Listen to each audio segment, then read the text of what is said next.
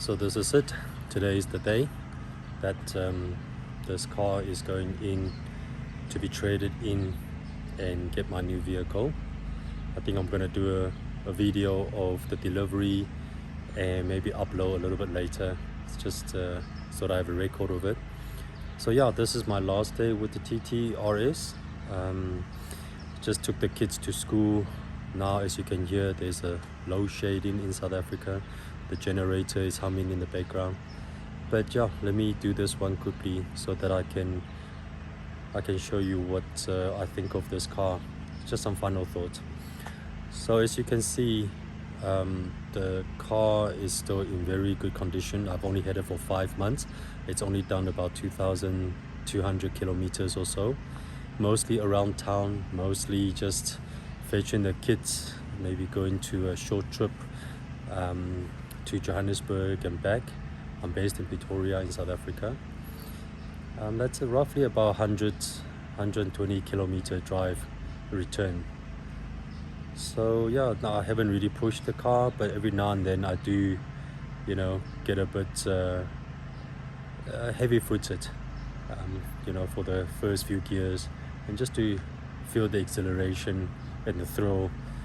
Haven't really been on the track with this thing, but I'm very sure that it's going to be mighty and capable. Anyway, so yeah, the Kaolami Green TTRS 2022 model, fantastic vehicle, everything that you can wish for, performance, looks, handling, comfort, all of that. The only downside which didn't think through as the initial purchase was the practicality.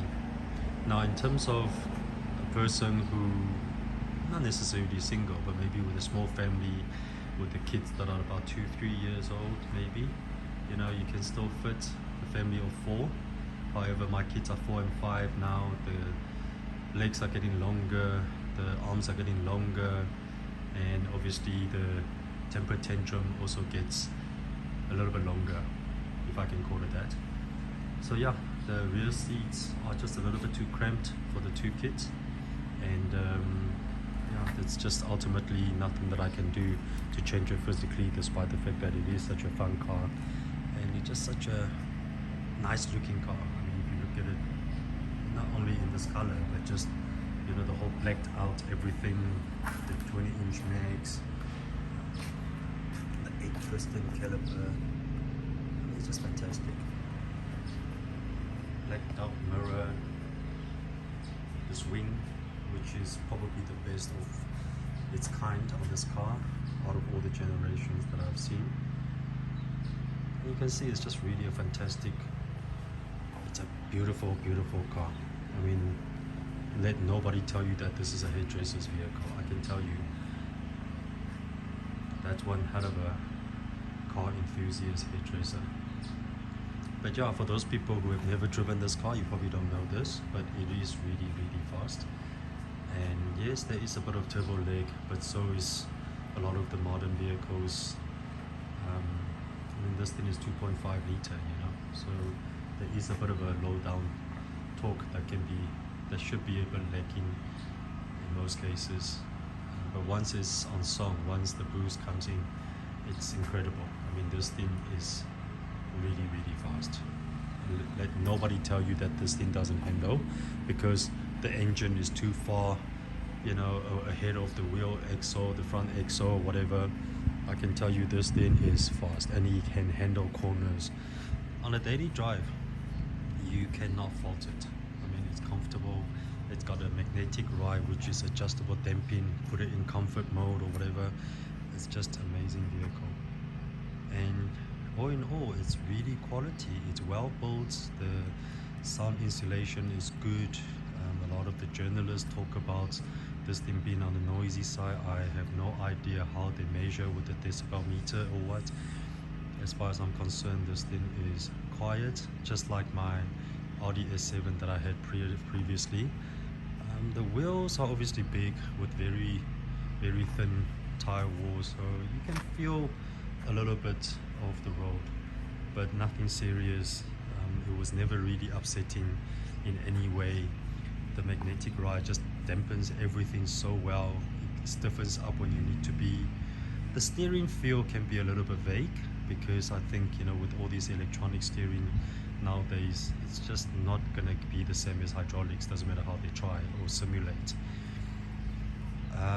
Wind noise is very minimal. As you can see, it's got the tinted window, so that's a bit of a sun control here in the sunny side of South Africa. Always a problem. The aircon works very well. All the controls inside is just top-notch. You can't fault all the infotainment system. The MMI is very intuitive. Yes, everybody talks about only having one single screen, but you know what, when you're really driving, you don't even look at the other stuff. You set up the car the way you want it, and then you keep driving it the way that it's supposed to be driven. You don't think about these infotainment, so don't get disheartened just because there's one single screen and there's all those disadvantages and negative comments about this car. It's none of that really. Once you get used to it, like everything else, you live with it and you deal with it, and you don't even think about it anymore. These exhaust notes are really quite something. All the pops and bangs and burbles and whatnot with the press of a button in there.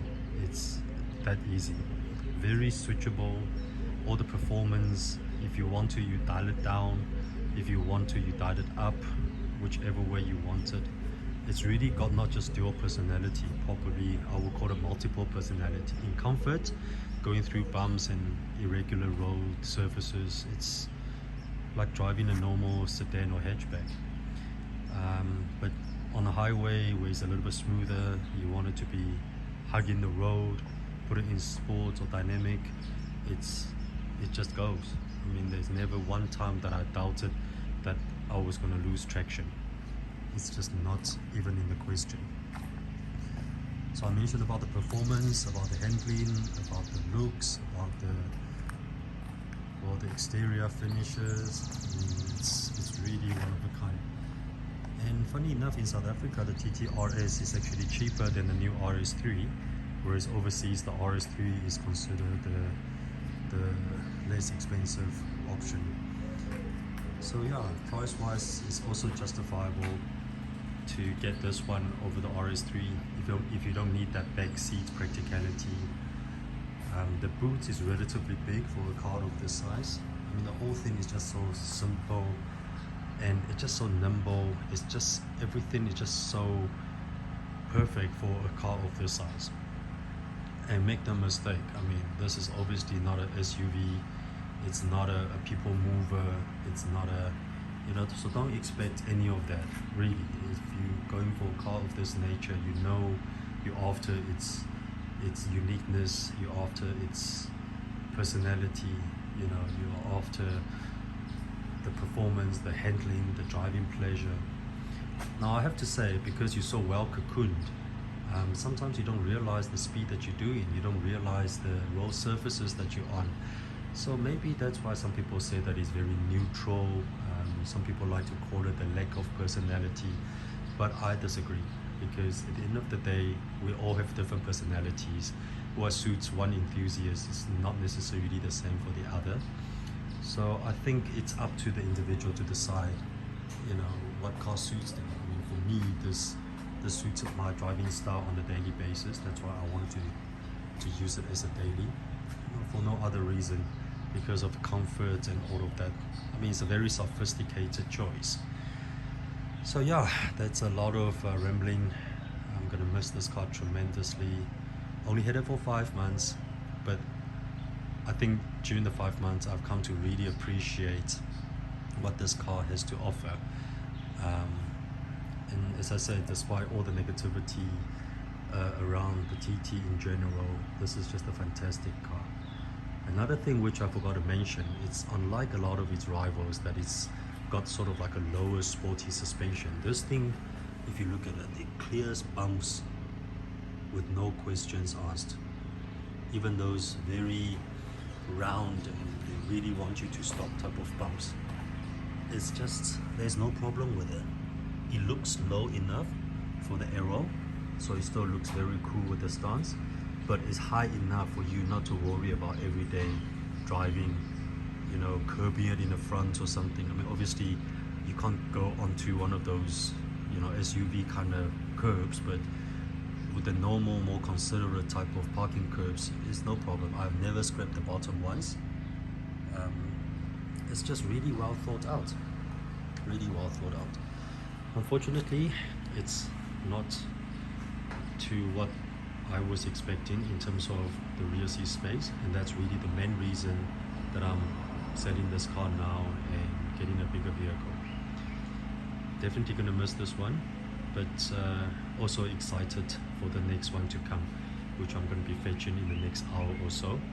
I'll make a video and upload so that I can keep a, you know, a journal, video journal of what has happened. Crazy year, but it is what it is. Have a good one.